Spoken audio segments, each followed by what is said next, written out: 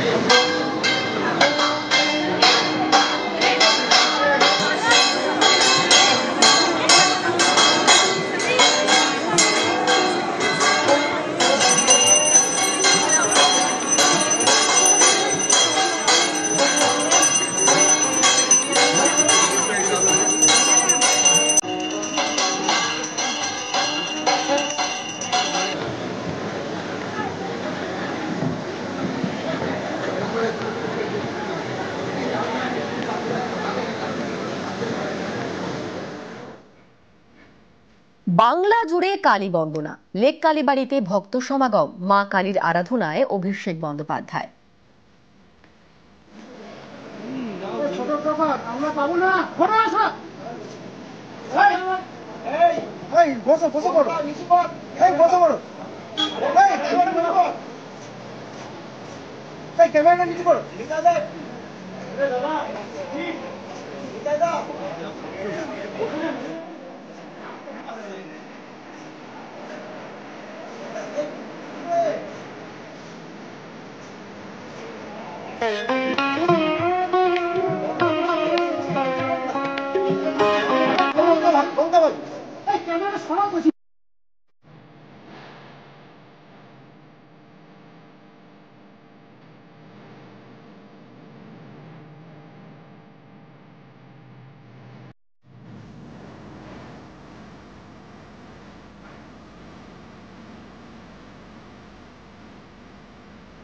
কালী পুজোয় শক্তির আরাধনা, জেলায় জেলায় সতীপীঠে ভক্তদের ভিড়।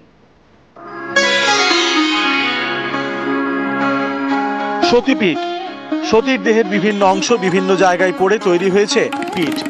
সব মিলিয়ে ৫১টা। রাজ্যের নানা জেলাতেও রয়েছে সতীপীঠ।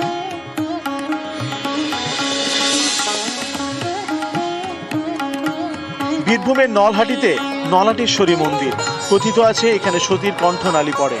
কালী পুজো এখানে দিনভর পুজো, নানা আয়োজন, সারা রাত খোলা গর্ভগৃহের দরজা।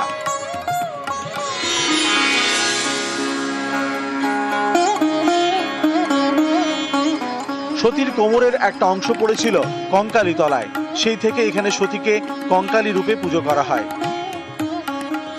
কালী পুজো তো একটা আছে, বিশেষ দিনে আসতে পেরে আরো ভালো লাগছে। ভিড় যতটা ভেবেছিলাম তুলনামূলক সকাল বলে হয়তো কম রয়েছে।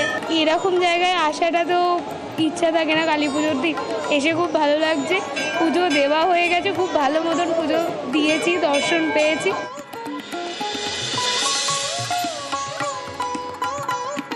পূর্ব মেদিনীপুরের তমলুকেও রয়েছে সতীপীঠ। এখানে পড়ে সতীর বাঁ পায়ের গোড়ালি, তৈরি হয় বর্গভীমা মন্দির।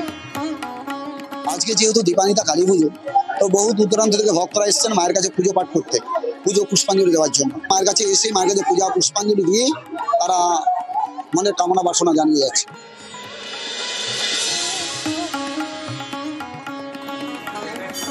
আসানসোলের কল্যাণেশ্বরী মন্দির। এই মন্দিরে ইতিহাসের গন্ধ।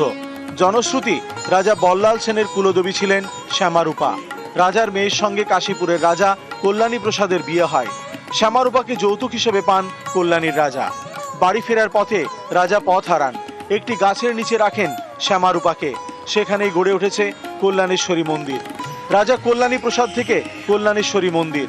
শ্যামারূপার মূর্তি রূপোর তৈরি। পুজো হয় মন্দিরের গর্ভগৃহে। দিনে হয় সন্ধ্যারতি। এই মন্দিরকে বলা হয় সিদ্ধপীঠ। নিউজ 18 বাংলা। সতীপীঠ, শক্তিপীঠ, তন্ত্রপীঠ, তারাপীঠে 3 মতের সমাগম। রীতি মেনে তারাময়ীর আরাধনা। প্রতিমাকে স্নান করিয়ে রাজবেশে মঙ্গলারতি।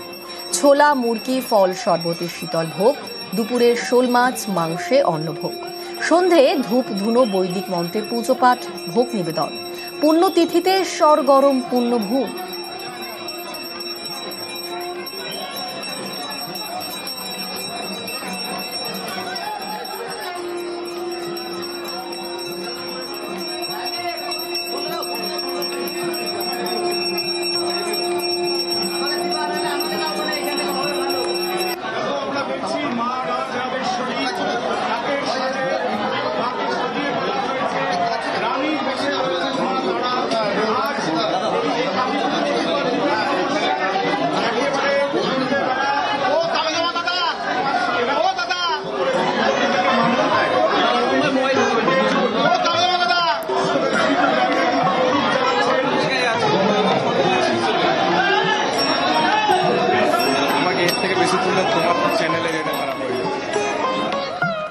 পূর্ব বর্ধমানের আউশগ্রাম, এখানে কালী পুজো শুরু করেছিল ডাকাতরা। তাই ধানকোড়া গ্রামে পুজোর সময় চলে লাঠি খেলা। পান্ডু গ্রামে আবার চুরির জিনিস দিয়ে পুজো করা হয়।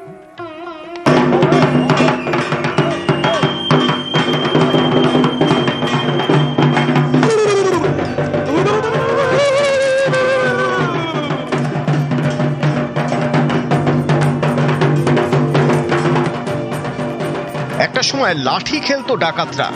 তাদের প্রতিষ্ঠা করা পুজোয় সেরকম ভাবেই চলে লাঠি খেলা।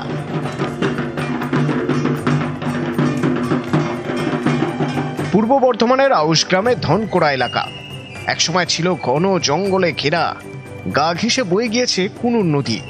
এই নদীর পাশেই শ্মশান। আগে শ্মশানে কালী পুজো করত ডাকাতরা। তারপর ডাকাতি করতে যেত। সময় গড়িয়েছে, জঙ্গল কেটে বসতি হয়েছে। এখন পুজো করে ভট্টাচার্য পরিবার। প্রায় 350 বছরের কালী পুজোয় রয়েছে ডাকাত দলের গল্প। অনেক বছর ধরে চলছে।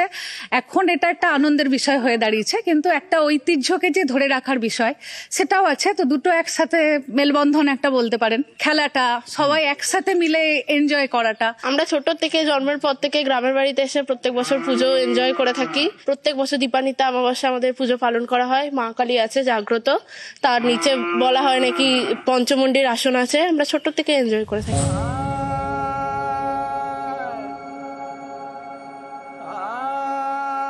আউশগ্রামেই পাণ্ডুক, এখানে কালী পুজোর প্রতিষ্ঠা করে প্রহ্লাদ ডাকাত। জনশ্রুতি, একদিন কান্দির একটি মন্দিরে ডাকাতি করতে যায় প্রহ্লাদ ডাকাত। যাওয়ার সময় নাকি কালী তাকে কিশোরী রূপে দেখা দেন। ডাকাতি করে ফেরার পথে পাথরের কালী মূর্তি দেখতে পায় প্রহ্লাদ। সেই মূর্তি প্রতিষ্ঠা করে মেটে পাড়ায়। তারপর থেকে চলে আসছে পুজো। এখন ডাকাতির বদলে চুরির জিনিস দিয়ে পুজো করা হয়। বাপ দাদারা, ঠাকুর দাদারা তারা করে এসছে। তারা বড় বড় চুরি করতো আগে। এখন একটা যে কোনো একটা জিনিস চুরি করে নিয়ে মায়ের কাছে আনতে হয়, সেই ইয়েতেই পুজোটা হয়। বা পাটা সবসময় আগে আছে, তার জন্য বামাকালী নামে প্রচলিত। 300 বছর ধরে হয়ে আসছে আমাদের গ্রামে। প্রহ্লাদ মেটে যে ডাকাত ছিল, ডাকাত দল, সেই প্রহ্লাদ মেটেদের বংশধর এখন পুজোটা চালিয়ে যাচ্ছে। কিন্তু পুজোটা এখন সার্বজনীন হয়ে গেছে। পূর্ব বর্ধমান থেকে ক্যামেরায় দীপঙ্কর মল্লিকের সঙ্গে শরদিন্দু ঘোষ, নিউজ 18 বাংলা।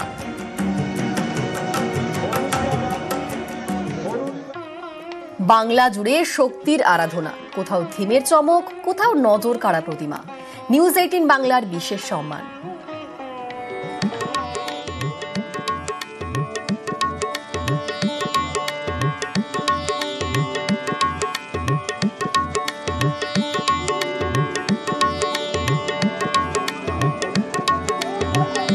গড়িয়া আদি মহাশ্মশান কালী পুজো কমিটির এবারের বিষয় ভাবনা কামাখ্যা মন্দির।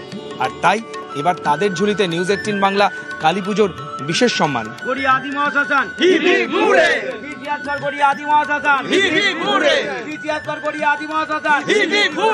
এত সুন্দর কামাখ্যা মন্দির, কালীঘাট থেকে কামরূপ থেকে আবার গড়িয়া, আপনারা গড়িয়াতে এসে উপভোগ করুন কামরূপ মন্দিরের সেই সুন্দর দৃশ্য, সুন্দর কামাখ্যা মন্দিরের মায়ের দর্শন।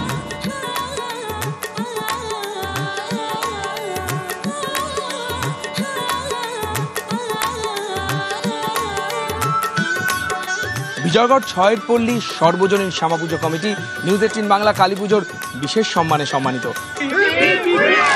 অনেক শুভেচ্ছা।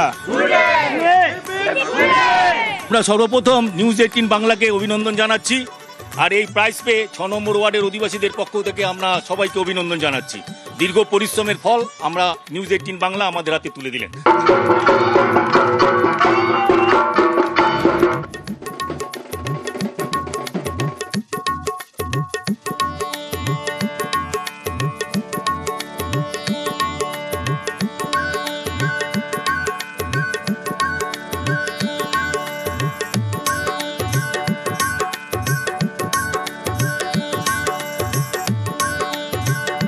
টালিগঞ্জ অভিযাত্রী ক্লাবের হাতে চলে যাচ্ছে নিউজ 18 বাংলা আলোর উৎসব কালী পুজোর বিশেষ সম্মান। Congratulation.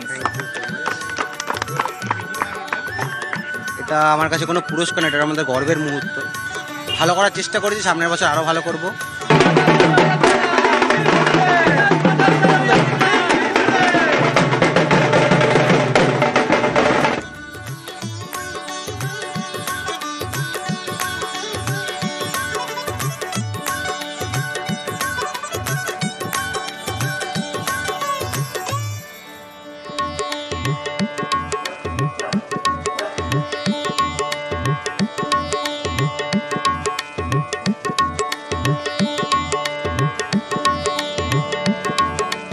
Tollygunge boys sporting club news 18 Bangla আলোর উৎসব কালী পুজোর বিশেষ সম্মানে সম্মানিত, আর এইবার এই পুরস্কার আমি তুলে দেব উদ্যোক্তাদের হাতে।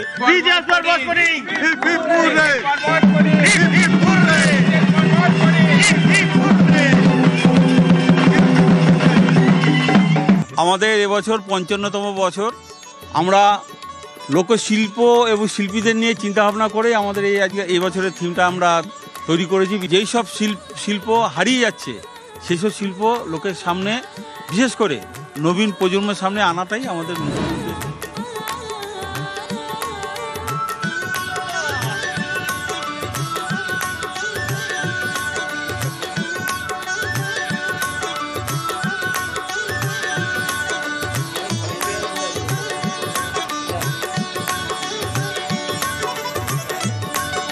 এই মুহূর্তে আমরা চলে এসেছি মধ্যমগ্রামের ইয়াং রিক্রিয়েশন ক্লাবে, আর সেইখানে এই মুহূর্তে মধ্যমগ্রাম চৌমাথার পাশের এই পুজো, তাদের ভাবনা, সেই ভাবনা দিয়েই তারা এবছর জিতে নিয়েছেন নিউজ 18 বাংলা আলোর উৎসবের রাজ্যের সেরা উৎকর্ষের স্বীকৃতির সম্মান।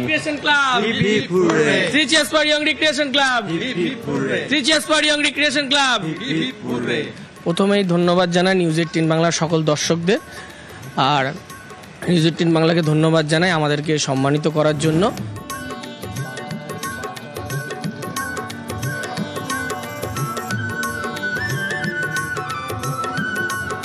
এই মুহূর্তে আমরা চলে এসেছি মধ্যমগ্রামে, আর মধ্যমগ্রামে চণ্ডীগড় ইউনাইটেড অ্যাথলেটিক ক্লাবে এই মুহূর্তে আমি দাঁড়িয়ে রয়েছি। যারা রয়েছেন একটু কথা বলবো। প্রথমেই মোটামুটি কি ভাবনা আপনাদের এবছর রয়েছে, আর এবছর মানুষের সাড়া কতটা পাচ্ছে? আমাদের ভাবনা প্যারিসের অপেরা হাউস, আমাদের এবার 57তম বর্ষ।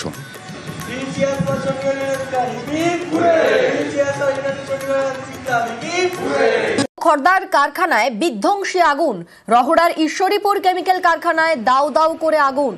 দাহ্য পদার্থ মজুদ থাকায় হু করে সে আগুন ছড়িয়ে পড়ে পাশের গেঞ্জি কারখানাতেও। আমাদের সঙ্গে রয়েছেন প্রতিনিধি অরুণ, এখন কি অবস্থা? দমকলের কটা ইঞ্জিন কাজ করছে এই মুহূর্তে, কি আপডেট? দেখো এখনো পর্যন্ত কিন্তু আগুন নিয়ন্ত্রণে আনেনি। প্রচুর, তোমাকে একবার দেখাবার চেষ্টা করবো। দেখো পেছনে আমার প্রচুর কেমিক্যাল কারখানায় প্রথমে আগুনটা লাগে, সেই আগুন কিন্তু ক্রমশ ছড়িয়ে পড়ে বিভিন্ন এলাকায়। পাশে গেঞ্জি কারখানা রয়েছে, সেখানেও কিন্তু আগুনের দমকলের 6টা ইঞ্জিন ঘটনাস্থলে রয়েছে। এখনো পর্যন্ত কিন্তু আগুন নিয়ন্ত্রণে আসেনি। দমকল কর্তৃপক্ষ চেষ্টা করছে যে আগুন নেভাবার জন্য। এখানকার একজন কর্মী রয়েছে, তার সঙ্গে একটু কথা বলবো। দাদা, এই আগুনটা কিভাবে লাগলো? কি করে বলবো দাদা, আমরা তো আমাদের ফ্যাক্টরি পাশে আছে, আমরা কি করে বলবো। কোন কারখানা? আমাদের এই গেঞ্জি কারখানাটা। সেখানেও লেগে গেছে তো? লেগে গেছে, হ্যাঁ দাদা। তো কখন লেগেছে আগুনটা? আগুনটা 4টার সময় লেগেছে। আগুন 4টার সময় লেগেছে? হ্যাঁ। এখনো তো আগুন নেমেনি? না, এখনই নামে না। কি করে কেমিক্যাল কারখানা কখন লাগলো আগুনটা? কেমিক্যাল কারখানা 4টাই লেগেছে। তুমি শুনলে কেমিক্যাল কারখানায় প্রথমে 4টে নাগাদ আগুন লাগে, তারপর কিন্তু সেই আগুন পাশে গেঞ্জি কারখানায় ছড়িয়ে পড়ে। গেঞ্জি কারখানায় যারা কর্মী রয়েছেন তারা কিন্তু তড়িঘড়ি যতগুলো মাল বাঁচানো যায় ততগুলো তারা কিন্তু সরিয়ে সরিয়ে নিয়ে যাচ্ছে। তোমাকে আরেকবার দেখাবো। দেখো গেঞ্জির সমস্ত লট তারা এখান থেকে নিয়ে যাচ্ছেন। যারা গেঞ্জির যে রোল ছিল সেগুলো কিন্তু তারা সরাবার চেষ্টা করছেন। দমকলের ইঞ্জিন কাজ করছে, কিন্তু যেহেতু একটা কেমিক্যাল কারখানা সেখানে আগুন কিন্তু এখনো নিয়ন্ত্রণে আসেনি। প্রচন্ড কালো ধোঁয়া এলাকায়। সেই কারখানার মধ্যে যখন আগুন লাগে তখন কি সে কারখানার মধ্যে কেউ ছিল? কিভাবে আগুন লাগলো? দমকল কি মনে করছে? না, দেখো কেমিক্যাল কারখানায় কিন্তু আগুন লেগেছে, কিভাবে আগুনটা লাগলো সেটা কিন্তু এখনো পরিষ্কার নয়। কারণ কেমিক্যালের মধ্যে অনেক কোনো কারণে হয়তো বাজি রাত্রিবেলায় ভোর রাতে যখন হয়েছে কোনো বাজি পড়তে পারে বা কোনো শর্ট সার্কিট হয়ে আগুনটা লাগতে পারে। এখনো কিন্তু দমকল কর্তৃপক্ষ শিওর নয়। কিন্তু এই যে গেঞ্জি, এই আগুন কিন্তু এতটাই ভয়াবহ ছিল যেহেতু কেমিক্যাল, খুব তাড়াতাড়ি ব্যাপারটা ছড়িয়ে পড়ে। কারখানার মধ্যে সেই সময় কেউ ছিল কি? কারখানা কিন্তু না, দেখো সেই সময় কারখানার মধ্যে আপনারা কেউ ছিল? হ্যাঁ, আমার কারখানা আমরা ছিলাম, কিন্তু সব পালিয়ে গেছে। হ্যাঁ, কিন্তু আমরা কি করব দাদা, আমরা তো দাঁড়িয়ে আছি, আমরা কিছু করতে পারবো? হ্যাঁ, না না, আমরা কি আমাদের, আমি থাকি এইখানেই থাকি আমি। আচ্ছা, হ্যাঁ। তুমি শুনলে কারখানার মধ্যে কিন্তু অনেকেই ছিল। সে সময় আগুন দেখে কিন্তু ভয়ে কর্মীরা সব এখান থেকে পালিয়ে যায়। তারপর এখনো পর্যন্ত কোনো ভেতরে কেউ নেই বলে কিন্তু দাবি। তারপর সমস্ত জায়গায় ফোনাফোনি করা হয়, দমকলের ইঞ্জিন এসছে, এখনো আগুন নিয়ন্ত্রণে আসেনি। একেবারে সে আগুন হু হু করে ছড়িয়ে পড়ে এবং আগুন ছড়িয়ে পড়ে পাশের গেঞ্জি কারখানাতে। আমাদের নজর থাক সেই খবরের দিকে।